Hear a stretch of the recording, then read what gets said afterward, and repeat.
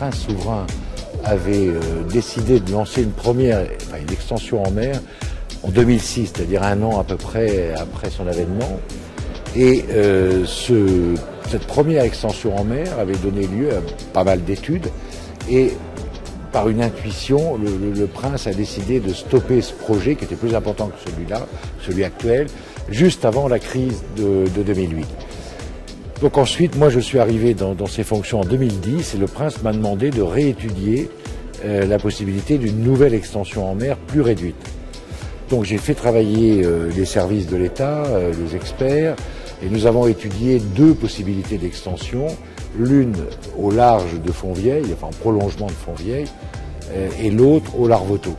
Et après une année ou 2 années d'études, le prince a choisi l'extension au large du Larvoto.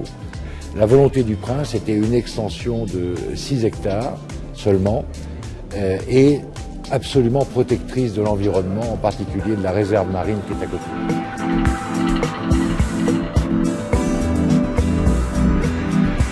Nous avons 37 000 résidents, dont 8 800 monégasques, et chaque année, depuis 3 ans, il y a à peu près 600 à 700 personnes nouvelles qui viennent s'installer à Monaco, soit pour y vivre, soit pour y vivre et travailler à Monaco, créer des entreprises.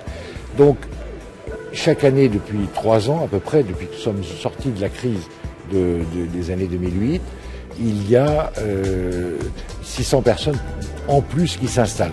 Et donc, nous avons un impératif besoin de logement pour accueillir ces personnes. Au moment de la crise de 2008, le nombre de résidents à Monaco a baissé. Depuis 2012, il est reparti à la hausse très fortement. Donc je vous disais tout à l'heure, 600 personnes environ chaque année de plus. Sur ces 600 personnes, la moitié viennent d'Italie. Et ce qui est très frappant, c'est que depuis 2010, Monaco a entamé un long processus de conformité aux règles de finance internationale, de transparence. Vous savez que Monaco est classé par l'OCDE comme l'Allemagne aujourd'hui en matière de conformité aux règles. Au fur et à mesure que Monaco devenait transparent, les nouveaux résidents revenaient. Donc c'est clair, si vous voulez, qu'aujourd'hui, les nouveaux résidents qui viennent, ils viennent à Monaco chercher un endroit où il y a la sécurité, la stabilité politique, la protection de l'environnement, et ils ne viennent pas uniquement et pas principalement pour des raisons fiscales. Nous avons signé un accord de non-double imposition avec l'Italie il y a quelques mois, et cet accord est très important puisqu'il reconnaît aux Italiens la résidence fiscale à Monaco. Donc c'est une incitation pour que les Italiens continuent de venir. Et au 30 juin dernier, nous avions à peu près 300 ou 350 résidents en plus déjà. Donc nous sommes dans les chiffres habituels depuis 3 ans. Et là-dessus, la part des Italiens est très majoritaire. Alors les personnes qui viennent s'installer là viennent d'abord en famille.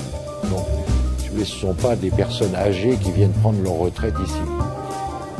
Ce sont des jeunes couples ou des couples actifs avec des enfants qui inscrivent leurs enfants dans les écoles de Monaco et dont les chefs de famille continuent pour certains à travailler à Milan, à Francfort, à Rome ou à Londres, mais la famille réside ici. Et un certain nombre de ces nouveaux résidents créent en même temps des activités économiques ici. La création d'entreprises à Monaco, c'est plus de 1000 entreprises par an, nouvelles. Alors, toutes ne survivent pas longtemps, certaines disparaissent, mais il y a un flux important de création d'entreprises nouvelles.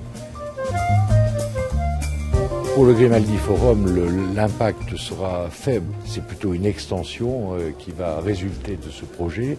Et le Grimaldi Forum, qui est notre centre de congrès, mais aussi d'exposition, a besoin d'avoir davantage de mètres carrés de surface d'exposition. Et bon, Et en revanche, les travaux de la première phase, c'est-à-dire la construction du terre-plein, se feront essentiellement par la mer. Donc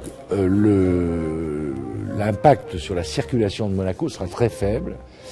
L'impact sur les résidents devrait être modéré dans la mesure où les rotations des bateaux qui draguent, qui rapportent des enrochements, etc., se fait par séquence de 10 heures. Donc nous allons pouvoir organiser le travail de telle manière à gêner le moins possible les résidents. Ensuite, dans la deuxième partie, c'est-à-dire la construction sur le terre-plein, là, évidemment, les matériaux seront apportés par la mer, mais aussi par la route. Et donc, il y aura un impact, mais cette phase n'interviendra qu'après que les grands travaux actuels autour du casino seront terminés.